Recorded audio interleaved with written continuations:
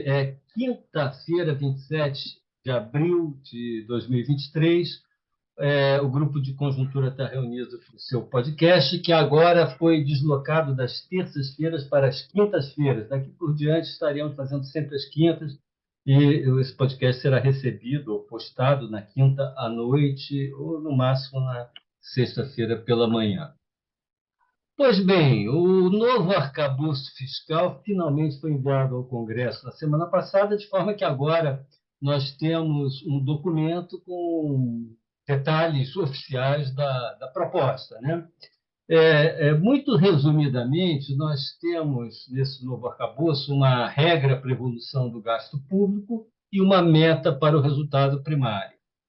A regra do gasto que estipula que o crescimento real deverá ficar entre um piso de crescimento real do gasto, entre um piso de 0,6% e um teto de 2,5% de crescimento.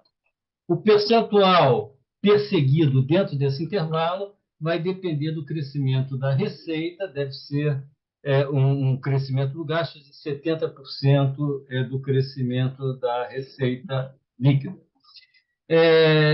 Essa é uma regra bem mais frouxa que a regra do teto dos gastos, mas é uma mudança importante em relação à política econômica dos governos anteriores do PT, quando não houve nenhuma limitação ao crescimento do gasto público, e durante muitos anos houve um crescimento em torno de 6% real. Quanto às metas do superávit primário, originalmente estavam estabelecidas para os 4 anos do governo, né? Seria menos um déficit de 0,5% nesse ano, déficit zero no ano que vem, 0,5% do PIB em 2025 e, por fim, 1% do PIB de superávit em 2026. Agora,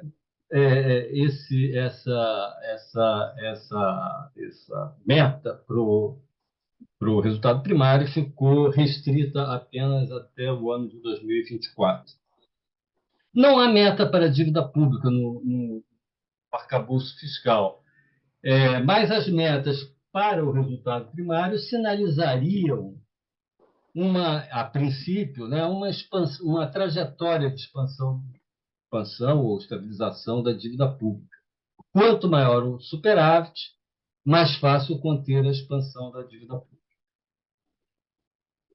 Isso aí é um resumo bem geral, depois a gente pode até tratar de um detalhe ou outro dessas regras gerais, mas, em face disso, eu gostaria de propor aqui 4 questões para a gente fazer aqui uma rodada, uma ou 2 rodadas de avaliação. A primeira questão é a seguinte: é saber se esse arcabouço foi apresentado, se ele pode cumprir o papel que se esperaria dele, né? Seria conter a expansão da dívida pública e reduzir as incertezas dos agentes econômicos em relação ao futuro da dívida, da questão fiscal e, portanto, contribuir para a queda dos juros.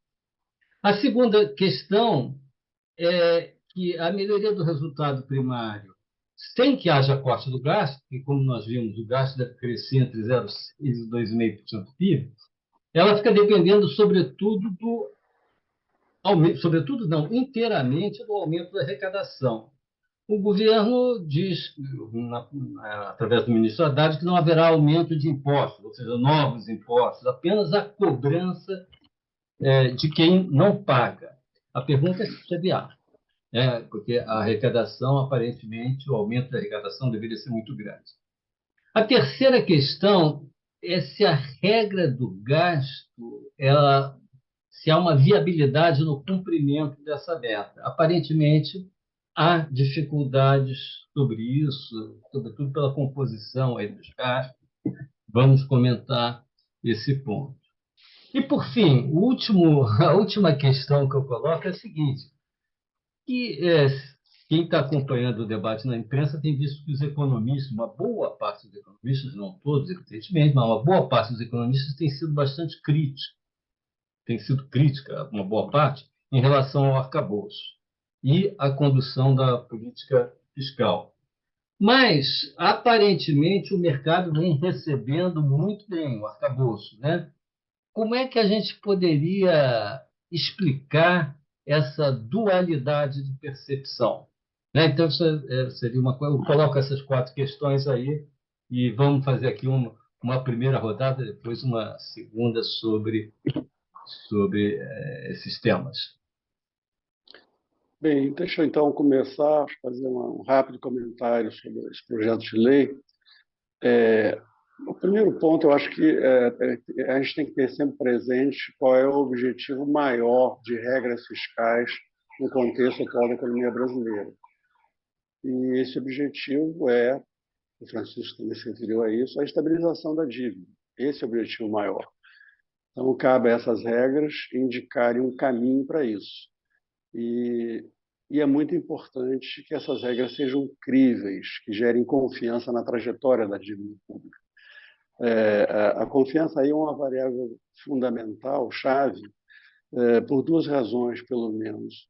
Primeiro, porque, na medida que haja confiança na trajetória da dívida, no ajuste em curso, isso permite antecipar para a economia benefícios, mesmo sem o ajuste estar sendo, tem que ter ocorrido ainda o ajuste, benefícios, sobretudo do lado das condições financeiras, de redução de juros futuros, redução do câmbio, criando um ambiente macro muito mais favorável para o bom desempenho da economia, mais crescimento, menos inflação. Então, isso é um aspecto chave da confiança no arcabouço. O outro aspecto importante da confiança é que ela tende a aumentar a tolerância dos agentes econômicos em relação à situação fiscal difícil que o país vive. Nós temos uma dívida muito alta em comparação com nossos pares emergentes e crescente, né? Então, a tolerância, no caso, significa a possibilidade de se fazer uma disposição dos investidores de financiarem a dívida, mais disposição para isso, a despeito da situação fiscal difícil, e isso viabilizando um ajuste fiscal mais gradual, menos dependente de resultados imediatos, e, portanto, mais fácil de ser feito. Então, esse é o ponto-chave da questão da confiança. A grande questão, o Francisco se referiu a isso também, é se esse projeto de lei, esse arcabouço que foi anunciado, atende a esses requisitos, né? De ser um bom caminho para estabilizar a dívida e gerar confiança para permitir esses benefícios a que eu me referi. O arcabouço tem esses dois pontos que o Francisco citou, em resumo, são os dois pontos centrais do arcabouço, que é a regra de gastos, de controle de gastos, e a questão da meta fiscal para 2024. A gente imaginava antes que haveriam metas para todos os anos até 2026, pelo menos foi a sugestão que ficou lá de trás, quando as linhas gerais do arcabouço foram apresentadas lá em março, 30 de março. Mas não é assim. Na verdade, a meta fiscal é só para 2024. As metas para os anos seguintes vão ser fixadas, de fato, pelas LDOs. Em 2024, a LDO fixa a meta de 2025, e 2025 fixa a meta de 2026. Não há nenhum compromisso de que essas projeções sejam, de fato, as metas para os anos seguintes. Então, nós temos uma situação em que não há compromisso com metas, de fato, até 2026, e a própria meta de 2024, que é a única definida, é frouxa, como o Francisco também se referiu, porque as sanções, não há sanções muito relevantes no caso do seu descumprimento. Se a gente pegar a lei de responsabilidade fiscal vigente, você tem sanções previstas para induzir o governo a tentar cumprir a meta definida do resultado primário, que são basicamente o contingenciamento obrigatório de gastos ao longo do ano, na medida que as projeções do governo vão indicando que a meta não que está havendo um desvio da meta. E a segunda coisa é uma responsabilização jurídica dos governantes em caso de descumprimento da meta. Essas duas coisas, no projeto de lei, desapareceram, sanções. sobrou só uma, que é a sanção no sentido de reduzir o crescimento real, mais ainda, o crescimento real do gasto em caso de descumprimento da meta, reduzir o crescimento do gasto no ano seguinte. No ano em questão, nada será feito. Não há nenhuma medida, nenhum gatilho, nada previsto. Mas no ano seguinte, haveria um crescimento não de 70%, um crescimento real, não de 70% do aumento do gasto real, mas de 50%. Essa é a única medida que foi sinalizada como sanção. O que, na prática, isso tudo enfraquece bastante, né, o compromisso do governo com a meta, que passa a ser muito mais, digamos, uma intenção de perseguir uma meta do que um compromisso efetivo de obter uma meta. Né? Agora, além disso, quer dizer, eu acho que o grande fator de incerteza, o principal, é a questão da evolução do resultado primário, porque no sentido de ele ser muito dependente do comportamento da arrecadação, que é uma variável que simplesmente o governo não controla. E o ajuste fiscal, em grande medida, eu diria que totalmente, na verdade, vai ser dependente do aumento da arrecadação. Isso porque as nossas simulações apontam mais para um cenário mais provável de um crescimento do gasto com essas regras, mais ou menos em linha com o PIB. Não deve se afastar muito disso. Então, não haverá uma contribuição do gasto para o ajuste, para a melhora do resultado primário, que seria uma redução do gasto em percentual do PIB, ele crescer menos que o PIB. Isso vai jogar todo o ajuste para do lado da arrecadação mesmo. Né?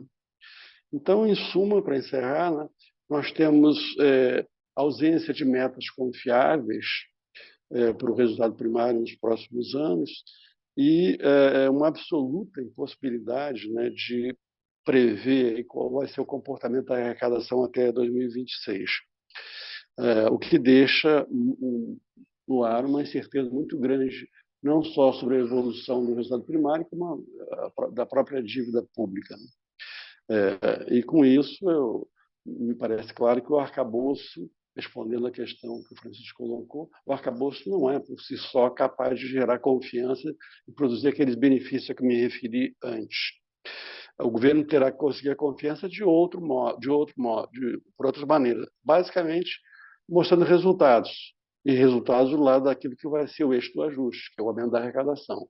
Então, tudo vai depender dele mostrar resultados que gerem confiança por aí, o que é uma coisa muito incerta, muito difícil. Vamos ver como é que as coisas acontecem, principalmente, Ana Paula, incerto, quando a gente tem em conta que o ajuste, o aumento da arrecadação requerido até 2026 é da ordem de 300 bilhões a valor de hoje, a preço de 2023, que é muita coisa. Né? Então, a grande questão é se isso será possível. E aí, encerrando, eu diria que as dificuldades, a gente vai retomar isso adiante, as dificuldades não são... As dificuldades são basicamente políticas, mas para aprovar medidas, uma primeira dificuldade que surge, mas não apenas por razões, vamos chamar espúrias, de pressões de lobbies defendendo seus interesses e não querendo abrir mão de renúncias tributárias e coisas do tipo. É porque também existe muito temor, aí no caso o temor legítimo, sobre os efeitos de um aumento de arrecadação tão grande bruscamente sobre a economia. Que efeitos isso vai ter na economia, na situação financeira de muitas empresas, no desempenho de muitas empresas, até na inflação, na medida que muitas empresas tentem repassar os tributos que estão pagando a mais para preços. Então, há muita incerteza em relação a isso tudo. É isso. Bom, eu vou tentar responder, então, aquela pergunta sobre a eventual incompatibilidade do ponto de vista dos gastos, né? Será que a regra ela contém alguma eventual incompatibilidade um pouquinho lá na frente? Eu diria que a gente aí tem um foco de incerteza grande, que isso diz respeito ao que a gente tem falado já há bastante tempo, que é a rigidez orçamentária. Lembrando, 94% dos gastos primários do governo central são obrigatórios. Desses 94%, a gente tem aí 70% que são gastos indexados ao salário mínimo. Então, qual é a questão que se coloca, né? Fazendo contas assim muito rápidas. Metade da despesa primária, hoje, 50%, está concentrada em pagamento de INSS e benefício da prestação continuada, que são basicamente salário mínimo. Então, se o gasto primário, pelas circunstâncias, só puder crescer do seu piso, 0,6% em termos reais, fazendo uma continha rápida, né, o gasto com o INSS e o gasto com o BPC, a estimativa hoje é que eles crescem a uma taxa real de 2% ao ano. Nesse crescimento do gasto, nós temos dois componentes. O efeito quantidade, componente quantidade, que a população brasileira está envelhecendo, e temos o componente preço, que é o componente salário mínimo. Então, a depender da regra de salário mínimo que a gente venha a ter, isso pode gerar uma incompatibilidade. Por quê? Fazendo então a conta, né? 50% do gasto é concentrado em dois itens que crescem a uma taxa, hoje, média de crescimento ao ano real de 2%. Se o gasto primário crescer 0,6% só pelas circunstâncias de receita, as outras despesas, 50%, as demais 50%, terão que ter uma queda de 0,8% em termos reais, não é em termos nominais, em termos reais. Só que essas 50% das demais despesas incluem o Bolsa Família, o salário do funcionário público, o custeio em saúde e educação, que, por sua vez, está indexado à receita corrente líquida, na proporção educação 18%, saúde 15%. Né? Abono salarial, seguro-desemprego, custeio da máquina pública, investimentos que têm regra de indexação, tem piso. Né? Então, na verdade, para que não haja esse tipo de incompatibilidade, é preciso que o gasto primário cresça, no mínimo, entre 2% e 2,5%, que é o máximo que ele pode crescer, em termos reais. Que isso pode gerar, e, na verdade, à medida que o tempo está passando, e a política de valorização do salário mínimo é uma marca do governo, eu acho que vai ocorrer, né? Tudo indica, quer seja pelo PIB, indexado à inflação, mais o PIB de 2 anos, média de 2 anos, ou PIB per capita, você vai garantir uma valorização real do salário mínimo. Então, essa inconsistência, né, ela vai aparecer e vai aumentar, vai se intensificar ao longo do tempo. Né? Já há cálculos que lá em 2026, por exemplo, as despesas obrigatórias estarão de novo comprimindo as despesas discricionárias, que é o custeio da máquina pública mais os investimentos. Então, de novo, essa regra terá que ser revista, porque vai haver uma inconsistência importante aí, que são gastos obrigatórios, então não há escolhas, tem que pagar, né? Então, isso eu acho uma coisa que é muito complicada, complexa, porque isso exigiria que a regra, o novo arcabouço fiscal, tivesse, pelo menos em algum momento do tempo, uma eventual revisão de gastos obrigatórios e das suas atuais vinculações, indexações. Né? E isso não está no radar do arcabouço. Mas, certamente, essa discussão vai aparecer por uma incompatibilidade de continuar levando a regra desta maneira.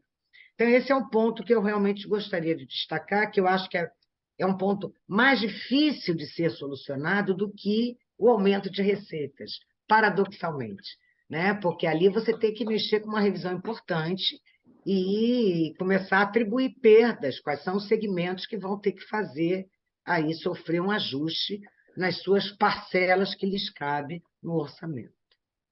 Então, era isso que eu queria colocar.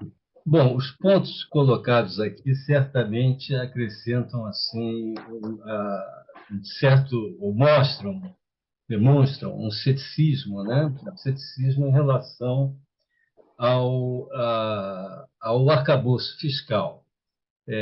Nesse sentido, isso aí tem muito a ver com muito tem sido falado e discutido entre analistas, né? Porém, o mercado tem recebido muito bem, tem tido um comportamento muito favorável, né? Então, gostaria de fazer uma rápida rodada para a gente encerrar sobre uma especulação sobre o porquê desse paradoxo. Esse fato é intrigante, né? Eu acho que uma razão é que havia um temor muito grande do arcabouço fiscal não contemplar medidas de controle de gastos, focar em coisas tipo trajetória da dívida, não sei o que, coisas que o governo não tem controle, de fato. Na verdade, a única variável que o governo controla é o gasto, né? O resto ele não controla. Depende de várias circunstâncias, nem a arrecadação, muito menos a trajetória da dívida. Então, a variável que ele controla é o gasto. Como havia um temor de que o gasto ficasse solto, havia um temor de uma reprodução do governo Dilma, digamos, né, que houve um monumental estouro fiscal a partir de uma sequência de gastos crescendo 6% ao ano em termos reais, que já vinha de antes, mas a coisa complicou quando o governo começou a perder a arrecadação e tudo mais, e aí a coisa se tornou inviável e houve uma explosão da dívida pública, tudo isso. Então, eu acho que eu diria que um primeiro ponto importante é que o fato de que tem controle de gasto, ainda que, como eu falei, o controle de gasto vai contribuir praticamente zero com o ajuste fiscal, ele vai depender de uma coisa incerta que é a arrecadação. Mas o fato de ter um controle de gasto afastou, digamos, um cenário de um descontrole explosivo da dívida pública. É como se tivesse tirado um bode da sala, digamos assim. E aí, efeito bode da sala, eu acho que é uma explicação para o comportamento benigno, mais benigno no mercado financeiro. Eu acho que existem muitas dúvidas gerais ainda.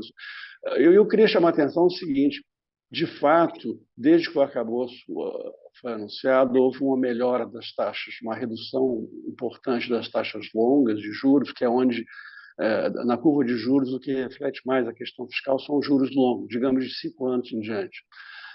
E houve uma redução importante desses juros desde março, e o arcabouço, o projeto de lei, embora tenha frustrado muitos economistas e tal, não abalou isso. Na verdade, hoje, por exemplo, ainda mais agora que ontem saiu aquela medida do STJ autorizando aquela cobrança do imposto sobre a questão da base tributária do imposto de renda e contribuição sobre o lucro, em empresas que estão se beneficiando de redução do ICMS dos estados. Isso foi super bem recebido, bateu o mercado financeiro, contribuiu para um desempenho favorável hoje. E esses juros longos, que mais refletem a questão fiscal, caíram hoje, por essa razão. Então, agora, o que eu queria chamar a atenção é que, mesmo os juros longos tenham caído desde o anúncio do fiscal e não tenham se abalado com o projeto de lei que foi criticado por muitos economistas, inclusive nós estamos criticando, basicamente, né? Esses juros longos estão em níveis absurdamente elevados, a gente não pode esquecer disso. Então, a gente está discutindo o comportamento na margem, não houve uma piora, ou não sei o que, ou melhorou bem, mesmo com o arcabouço tendo muitas fragilidades. Sim, tudo isso é verdade. Eu estou chamando de efeito tirar o bode da sala. Mas os juros longos estão altíssimos. Nós estamos falando de taxa de juros de 10 anos, que precificam a Selic média de hoje a daqui a 10 anos, que estão hoje, fecharam ontem, 12,4 já, que é o menor nível em muito tempo. 12,4 de Selic média nos próximos 10 anos, NTNBs de prazos que pagam inflação mais juros reais, estão pagando juros reais ainda perto de 6% ao ano, para NTNBs longas, acima de 10 anos, 10 anos para cima. Você imagina o título do Tesouro com 6% ao ano em juros reais em prazos longuíssimos. Então, nós estamos falando de uma situação de enorme incerteza. Então, nós estamos dando muito destaque a comportamento na margem surpreendentemente favorável, mas a gente não pode perder de vista que os juros longos continuam muito preocupantes.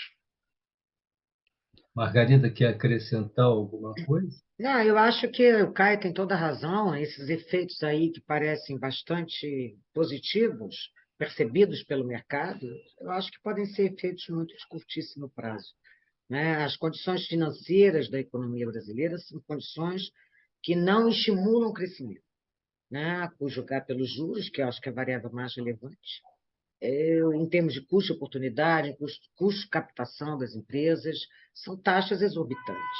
né, e que tendem, eventualmente, a se agravar caso a trajetória da dívida pública PIB ela seja um pouco pior, ou seja diferente daquela que o arcabouço está dizendo que vai ser, né? Caso o governo não consiga sistemático, porque aqui tem que chamar a atenção que o aumento de receita não é uma vez só, ele é sistemático.